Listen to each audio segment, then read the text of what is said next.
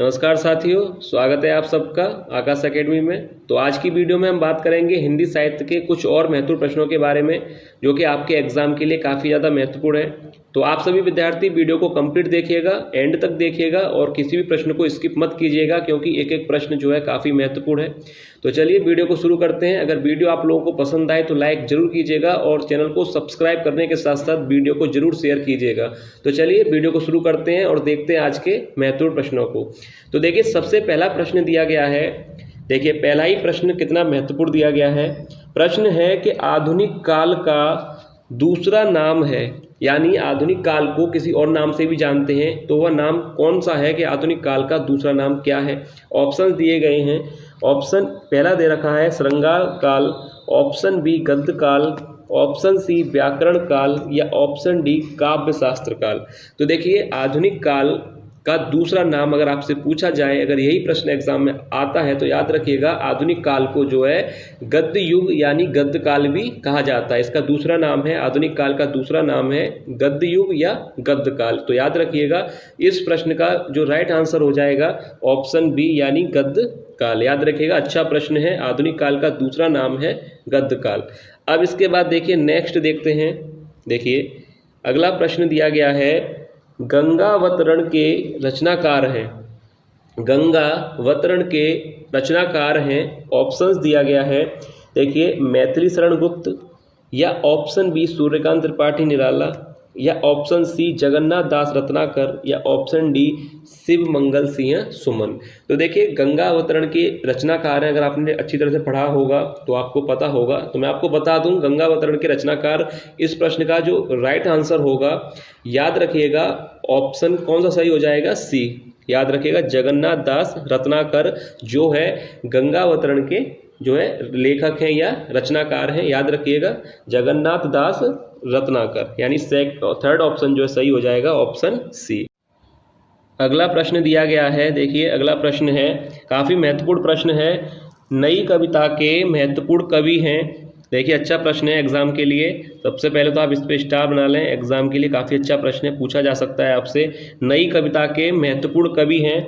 Options दे रखे हैं, लोचन प्रसाद पांडे या ऑप्शन बी डॉक्टर जगदीश गुप्त या ऑप्शन सी रामेश्वर शुक्ल या ऑप्शन डी महादेवी वर्मा। तो देखिए, अगर ये प्रश्न एग्जाम में आप लोगों से पूछा जाए तो याद रखिएगा डॉक्टर जगदीश गुप्त इस प्रश्न का राइट आंसर हो जाएगा, यानी ऑप्शन बी। ऑप्शन बी इस प्रश्न का राइट आंसर होगा। डॉक्टर जगदीश गुप्त जो है नई कविता के महत्वपूर्ण कवि हैं। अब इसके बाद देखिए नेक्स्ट देखते हैं। अगला प्रश्न दिया गया है। देखिए काफी महत्वपूर्ण प्रश्न है। तार सप्तक के संपादक हैं। ऑप्शंस दिए गए हैं, विद्यानिवास मिश्र या ऑप्शन बी मुक्ति बोध या ऑप्शन सी हजारी प्रसाद द्विवेदी या ऑप्शन डी अज्ञे। तो देखिए, ये प्रश्न भी काफ़ी अच्छा है। अगर आपसे पूछा जाए कि तार सप्तक के जो संपादक कौन है, तो याद रखिएगा ऑप्शन डी यहाँ पर दिया गया है अज्ञे। सच्चिदानंद हीरानंद वात्स्यायन अज्ञे इस प्रश्न का राइट आंसर है, यानी जो है तार सप्तक के संपादक कौन है, अज्ञे जी। याद रखिएगा ऑप्शन डी। अब इसके बाद देखिए नेक्स्ट प्रश्न देखते हैं। प्रश्न दिया गया है, देखिए तार सप्तक का प्रकाशन वर्ष है। तार सप्तक का प्रकाशन वर्ष है ऑप्शन ए 1953 में या ऑप्शन बी 1943 या ऑप्शन सी 1935 या ऑप्शन डी 1919। तो देखिए, तार सप्तक से संबंधित प्रश्न एग्जाम में आपसे पूछा जा सकता है, तो इसलिए अभी आपने देखा पहला प्रश्न दिया था संपादक के बारे में, तो आप याद रखिएगा संपादक कौन थे। अब इसके बाद आपसे पूछा जा सकता है कि तार सप्तक का प्रकाशन कब हुआ था, यानी किस वर्ष में हुआ था। अगर ये प्रश्न आता है तो याद रखिएगा ऑप्शन बी यहाँ पर दिया गया है 1943। याद रखिएगा तार सप्तक का प्रकाशन वर्ष है 1943। ये प्रश्न भी एग्जाम के लिए काफी अच्छा प्रश्न है। तार सप्तक का प्रकाशन वर्ष हो जाएगा 1943, यानी ऑप्शन बी। याद रखिएगा, अच्छा प्रश्न है। अब इसके बाद देखिए नेक्स्ट प्रश्न दिया गया है। देखिए कितना अच्छा प्रश्न दिया गया है। संध्या सुंदरी के रचनाकार हैं। ऑप्शन दिया गया है महादेवी वर्मा, ऑप्शन बी सुमित्रा नंदन पंत या ऑप्शन सी सूर्यकांत त्रिपाठी निराला या ऑप्शन डी रामधारी सिंह दिनकर। तो देखिए, अगर ये प्रश्न आप लोगों से एग्जाम में पूछा जाए तो याद रखिएगा संध्या सुंदरी के जो रचनाकार हैं वह है सूर्यकांत त्रिपाठी निराला। याद रखिएगा, अच्छा प्रश्न है, एग्जाम के लिए पूछा जा सकता है आप लोगों से। संध्या सुंदरी के रचनाकार हैं सूर्यकांत त्रिपाठी निराला। अब इसके बाद देखिए नेक्स्ट देखते हैं। देखिए प्रश्न दिया गया है निम्न में से शोक गीत है। देखिए पहले तो आप इस पर स्टार बना लीजिए, एग्जाम के लिए काफ़ी अच्छा प्रश्न है। निम्न में से शोक गीत है, ऑप्शन दे रखे हैं। ऑप्शन ए है सरोज स्मृति, मौन निमंत्रण, या ऑप्शन सी अंधेरे में, या ऑप्शन डी राम की शक्ति पूजा। तो देखिए अगर ये प्रश्न आप लोगों से एग्जाम में पूछा जाए कि शोक गीत, तो याद रखिएगा पहला ही ऑप्शन जो है राइट हो जाएगा सरोज स्मृति। ये भी प्रश्न एग्जाम के लिए काफ़ी महत्वपूर्ण है कि निम्न में से शोक गीत है, याद रखिएगा सरोज स्मृति जो है शोक गीत है। अब इसके बाद देखिए नेक्स्ट देखते हैं। देखिए कृष्णा अच्छा प्रश्न दिया गया है कि मैथिली शरण गुप्त किस युग से संबंधित हैं। मैथिली शरण गुप्त किस युग से संबंधित हैं। ऑप्शन दे रखे हैं भारतेंदु युग से, द्विवेदी युग, ऑप्शन सी शुक्ल युग, या ऑप्शन डी शुक्लोत्तर युग।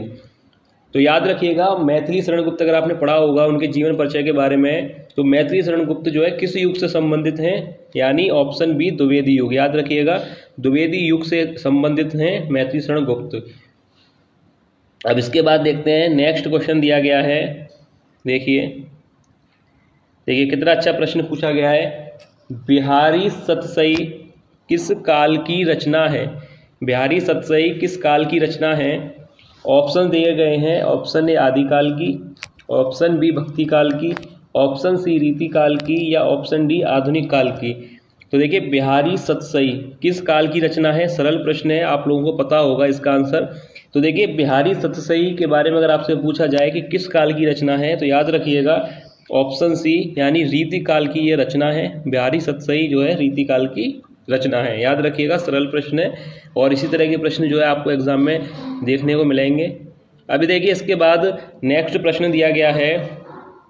देखिए प्रश्न दिया गया है तीसरा सप्तक का प्रकाशन हुआ था। तीसरा सप्तक, देखिए हर बार मैं आपसे कहता हूँ सप्तक से संबंधित प्रश्न जो है हिंदी की परीक्षा में पूछा जाता है, इसलिए आप जो सप्तक का जो प्रकाशन वर्ष है, संपादक है, इनको अच्छी तरह से देख लीजिएगा क्योंकि इन पर आधारित प्रश्न जो जरूर बनता है। अब जैसे यहाँ पर प्रश्न पूछा गया है तीसरा सप्तक का प्रकाशन हुआ था यानी किस वर्ष में हुआ था। ऑप्शन दिए गए हैं 1943 में, या ऑप्शन बी 1951 में, या ऑप्शन सी 1955 में, या ऑप्शन डी 1959 में। तो देखिए अगर ये प्रश्न जो है आप लोगों से पूछा जाता है एग्जाम में, तो हो सकता है वैसे पूछा जा सकता है, इसलिए स्टार भी आप एग्जाम बना लीजिए ताकि जो भी विद्यार्थी वीडियो देखें उन्हें पता रहे इस तरह के प्रश्न जो एग्जाम में ज़्यादातर पूछे जाते हैं। तीसरा सप्तक का प्रकाशन किस वर्ष हुआ था, तो याद रखिएगा मैं आपको बता दूं ऑप्शन डी यानी 1959 में तीसरा सप्तक का प्रकाशन हुआ था। 1959 में याद रखिएगा तीसरा सप्तक, यहाँ पे तीसरा सप्तक के बारे में दिया है, ये भी देख लें तीसरा सप्तक 1959 में हुआ है, इसका प्रकाशन 1959 में हुआ है। तो ये प्रश्न आ सकता है, अच्छी तरह से देख लीजिएगा। अब इसके बाद देखिए नेक्स्ट प्रश्न देखते हैं। दूसरा सप्तक का प्रकाशन वर्ष है। देखिए वहाँ पर आपने पढ़ा था तीसरा सप्तक का प्रकाशन वर्ष, यहाँ पर पूछा गया है कि दूसरा सप्तक का प्रकाशन वर्ष क्या है। ऑप्शन दिया गया है 1943 में, 1951 में, या 1955 में, या 1959 में। तो देखिए अगर ये प्रश्न आपको याद रखने हैं, मैंने पहले ही कहा था संपादक सप्तक की प्रकाशन वर्ष जरूर याद रखिएगा। अब देखिए दूसरा अगर सप्तक के बारे में आपसे पूछा जाए तो ऑप्शन बी यानी 1951 जो है राइट आंसर हो जाएगा, ऑप्शन बी। याद रखिएगा 1951 में जो है दूसरा सप्तक है और 1959 में जो है तीसरा सप्तक का प्रकाशन हुआ था। तो दोनों याद रखिएगा 1951 में दूसरा और 59 में तीसरा। अब इसके बाद देखिए नेक्स्ट प्रश्न दिया गया है। देखिए प्रश्न पूछा गया है कि यामा किसकी रचना है। सरल प्रश्न है इसलिए इसमें ज़्यादा समय नहीं लेंगे। यामा किसकी रचना है।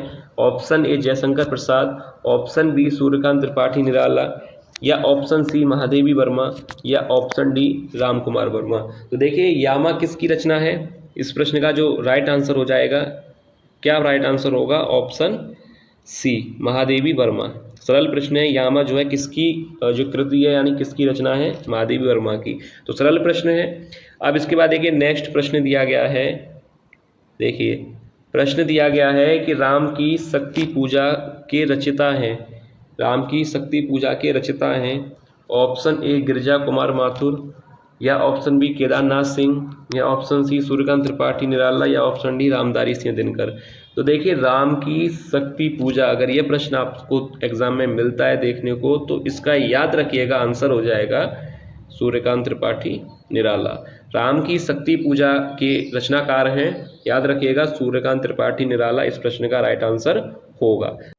देखिए अगला प्रश्न दिया गया है साहित्य लहरी के रचनाकार हैं, साहित्य लहरी के रचनाकार हैं option A Kabirdas, option B Tulsidas, option C Surdas, या ऑप्शन डी नावादास। तो देखिए यह प्रश्न भी काफ़ी अच्छा प्रश्न है एग्जाम के लिए। साहित्य लहरी के रचनाकार या के बारे में अगर आपसे पूछा जाता है तो याद रखिएगा ऑप्शन सी यानी सूरदास जो है साहित्य लहरी के रचनाकार हैं, याद रखिएगा। कबीरदास, तुलसीदास और नावादास गलत है, सूरदास जो है साहित्य लहरी के रचनाकार है, याद रखिएगा। अच्छा प्रश्न है, आप लोगों से एग्जाम में पूछा जा सकता है। अब इसके बाद देखिए नेक्स्ट प्रश्न देखते हैं।